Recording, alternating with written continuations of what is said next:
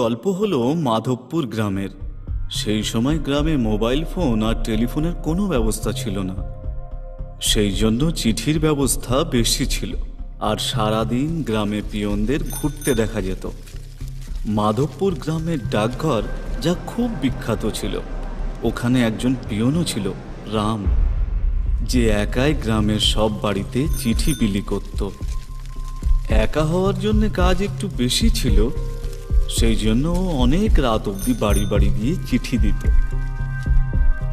একদিন যখন পুরো গ্রামে চিঠি দিয়ে ফিরল, তখন সে দেখল কয়েকটা চিঠি রয়ে গেছে, আর ওই চিঠিগুলো পাশের গ্রামের ছিল।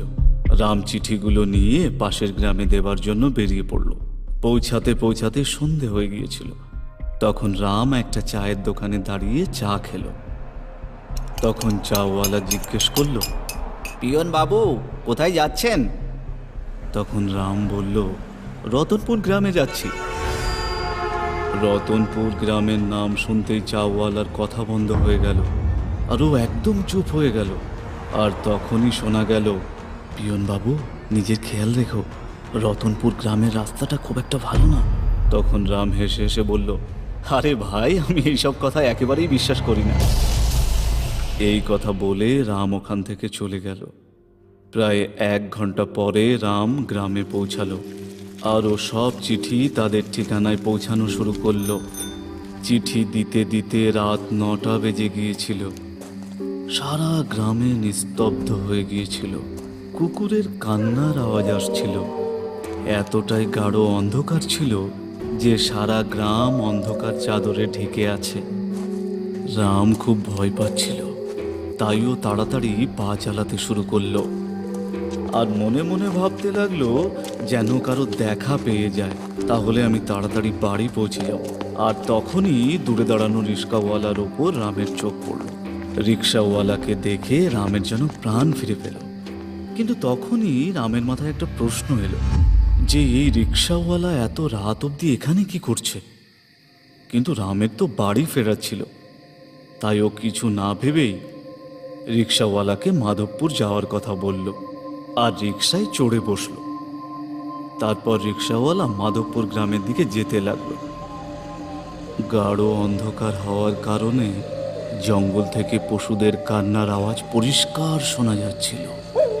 তখনই রিক্সাওয়ালা রামকে জিজ্ঞাসা করল, বাবু, আপনি গ্রামের সব বাড়িতে চিঠি দিলেন, আপনি কি গোপালের বাড়িতে চিঠি দিয়েছেন? তখন রাম উত্তর দিল, না ভাই, ওর বাড়িতে তালা লাগানো ছিল। আশেপাশের বাড়িতে জিজ্ঞাসা করতে জানতে পারলাম যে গোপালবাবু 1 মাস আগেই মারা গেছেন। এই কথা শুনেই রিক্সাওয়ালা হাসতে লাগলো, আরো জোরে রিক্সা চালাতে লাগলো। চারপাশ থেকে কুকুরের কান্নার আওয়াজও বাড়তে লাগলো। রামের খুব ভয় লাগছিল, কিন্তু কিছুক্ষণের মধ্যেই ও ঘুমিয়ে পড়ল। কিছুক্ষণ পরেই যখন রাম চোখ খুলল, তখন সামনের দৃশ্য দেখে রাম অবাক হয়ে গেল।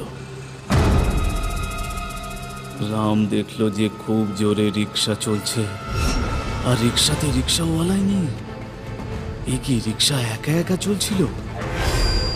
রাম সাহস করে ওর ডান দিকে দেখল, তখন ওর হাত পা অবশ হয়ে গেল। ওই রিক্সাওয়ালা হাওয়ায় উড়ে উড়ে ওর সাথেই যাচ্ছিল। রিক্সাওয়ালার পুরো মুখ পুরোপুরিভাবে নষ্ট ছিল, চোখ বাইরে বেরিয়ে এসেছিল, মুখ আর মাথা থেকে রক্ত ঝরে পড়ছিল, দুটো পায়ে পেছনের দিকে ছিল। এই সব দেখে রাম প্রচন্ড ভয় পেয়ে গেল। ও তো বুঝতেই পারছিল না যে ও কি করবে। হঠাৎ করে উড়ন্ত আত্মা বলল, আমার নাম গোপাল। কিছুদিন আগে রিক্সা চালানোর সময় আমার অ্যাক্সিডেন্ট হয়েছিল, আর এই কথাটা আমার বাড়ির লোক জানে না। আর যে আমার অ্যাক্সিডেন্ট করিয়েছে সে আজও দিব্যি ঘুরে বেড়াচ্ছে। আপনি কি আমার মৃত্যুর চিঠি আমার বাড়িতে পৌঁছে দিতে পারবেন? এই কথা বলেই গোপালের আত্মা হাওয়ায় মিশে গেল। শোনা যায় ওই ঘটনার পরে ওই রিক্সা আজও একা একা চলে, আর সন্ধে 6টার পরে কেউ রতনপুর গ্রামে যায় না।